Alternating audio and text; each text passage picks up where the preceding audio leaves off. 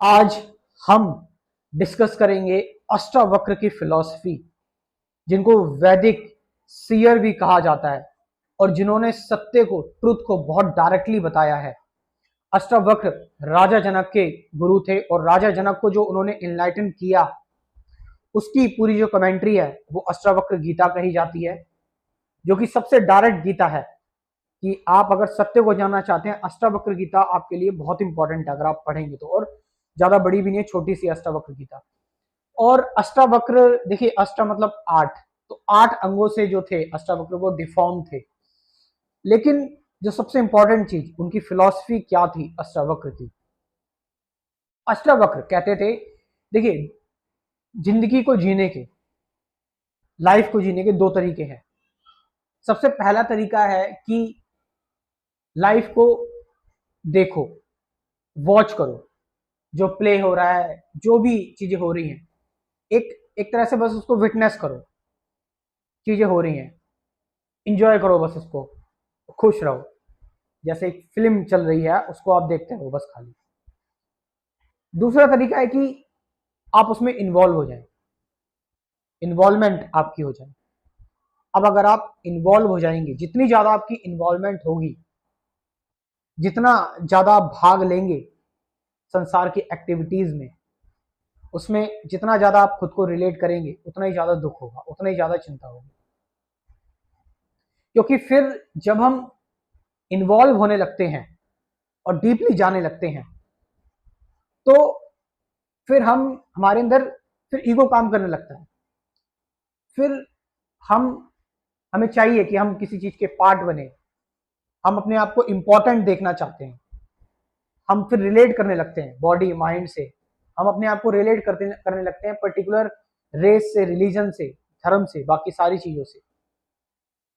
क्योंकि हम जितने ज्यादा इन्वॉल्व होंगे, ओवर थिंकिंग, उतना ही ज्यादा हमें पेन मिलेगा। लेकिन अगर हम प्योर विटनेस करेंगे, सिर्फ चीजों को, सिर्फ साक्षी रहेंगे, एक दृष्टा भाव में रहेंगे। ओशो ने ये साक्षी भाव और दृष्टा भाव कहां से बताया है, किस फिलॉसफी से डिस्कस किया? अष्टावक्र की फिलॉसफी से। तो अष्टावक्र गीता जो बताई है अष्टावक्र ने, वो एक तरह का डायरेक्ट एनलाइटनमेंट है। तो अष्टावक्र की फिलॉसफी है कि आप जस्ट एक सीयर बनिए, वॉचर बनिए, बस खाली, बस देखें, इन्वॉल्व ना हो। अब इन्वॉल्वमेंट का मतलब यहां पर यह है कि आप इन्वॉल्व तो हो, लेकिन उस इन्वॉल्वमेंट में आपकी डिटैचमेंट होनी चाहिए। कि आप अगर भाग भी ले रहे हैं संसार की एक्टिविटीज में, तो आपको उसके पीछे कोई बहुत बड़ा रीजन नहीं होना चाहिए, कोई कारण नहीं होना चाहिए। एक्शन इन एक्शन जो है वो उससे परे होना चाहिए वो काम। आप बस उस काम को कर रहे हैं सेल्फलेस तरीके से। आपको कोई गोल या मोटिव नहीं होना चाहिए उस काम को लेकर। आपको उस काम को लेकर कोई इच्छा भी नहीं होनी चाहिए। उस काम को आपको बिल्कुल बिल्कुल लिबरेटेड तरीके से करना है, एक स्पेस लेकर आकर करना है। आपको एम्प्टी माइंड से उस काम को करना है। उस काम में कोई लालच नहीं होनी चाहिए। तो फिर आप सिर्फ उस काम को करेंगे, सिर्फ उस काम को करेंगे। अगर मैं ये वीडियो बना रहा हूँ, मैं अगर एग्जांपल दूं, तो मैं इस वीडियो को बनाऊं सिर्फ, लेकिन इसी बीच अगर मैं सोचूंगा ये वीडियो कैसी जाएगी, ठीक जाएगी, बेकार जाएगी, मेरी मूछें कैसी लग रही हैं यार, अरे मैं ठीक से तो नहीं बोल रहा, कहीं गलत तो नहीं मेरे अंदर कुछ बोल दे रहा हूँ मैं, या फिर कुछ, ये सारी की सारी जो चीजें बीच में आ जाती हैं, ये सारी की चीजें फिर जो है वो डिस्टर्बेंस क्रिएट करती हैं।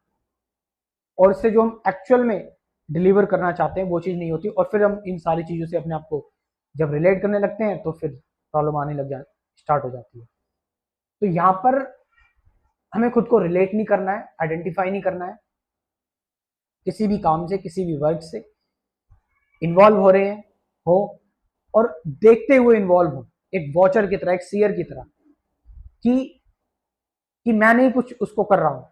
जो ये बॉडी है, शरीर है, ऋषि राठौर है, और ऋषि राठौर की जो कंडीशनिंग बनी हुई है, या फिर ऋषि राठौर की जो इंट्यूशन है, जो ये नेचर है, वो उस हिसाब से काम कर रहा है।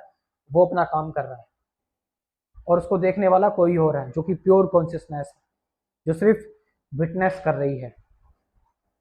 तो यहाँ पर आपके जो एक्शंस होंगे, उसको आप देख रहे हो, एज इट इज जैसे वो चल रहे हैं। तो जब आप ये ठीक से जान जाते हैं कि जो दुनिया अपीयर हो रही है, मुझे जो दुनिया दिखाई दे रही है वो मेरी इग्नोरेंस की वजह से दिखाई दे रही है, और जब ये इग्नोरेंस हट जाती है तो हमें एक्चुअल रियलिटी दिखाई देती है कि वर्ल्ड है ही नहीं, वर्ल्ड तो एक मैट्रिक्स है। सिर्फ जो सच्चाई है, जो ट्रुथ है, वो सेल्फ है। और फिर जब ये इग्नोरेंस हटती है तो फिर ऑब्जेक्ट और सब्जेक्ट के बीच की जो डुअलिटी है, जो द्वंद है, वो खत्म हो जाता है। नोअर और नोन का जो द्वंद है, डुअलिटी है, वो खत्म हो जाती है, बिकॉज रियलिटी इज अद्वैत, नॉन डुअल। और जितना आप मेडिटेशन करते जाते हैं, जितना आप ध्यान करते जाते हैं, आप खुद को और बेहतर तरीके से इनफाइनाइट कॉन्शियसनेस के रूप में जानते चले जाते हैं। मेडिटेशन से रिलेटेड आप मेरे चैनल पर कई सारी वीडियोस देख सकते हैं, बहुत अच्छी अच्छी मैंने वीडियोस डाली है मेडिटेशन को लेकर।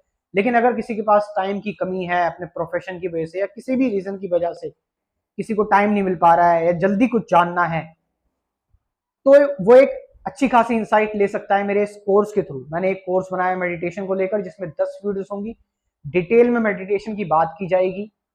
आप चाहें तो स्क्रीन पर जो नंबर दे रखा है, इससे व्हाट्सएप करके इस कोर्स के बारे में इंफॉर्मेशन ले सकते हैं। Thank you very much.